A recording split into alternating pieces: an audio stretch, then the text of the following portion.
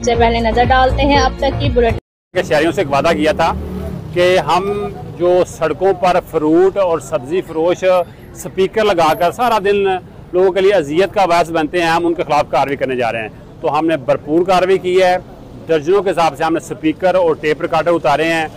तो हमारा जो अगला टारगेट है वो है चिंगची रक्षा, चांदगढ़ जिसको कहते हैं। उसके अंदर जो बड़े स्पीकर लगे होते हैं, जो बैठे हैं तो पीछे सर पे लगते हैं और म्यूज़िक वो लगा लेते हैं बेहुदा सा, उनके खिलाफ हम कार्रवाई करने वाले हैं।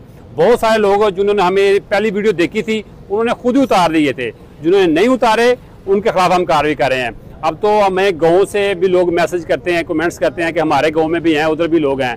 तो हम गाँव तक तो नहीं जा सकते कि हमारा जो एरिया है वो सिर्फ गुजरांवाला सिटी है।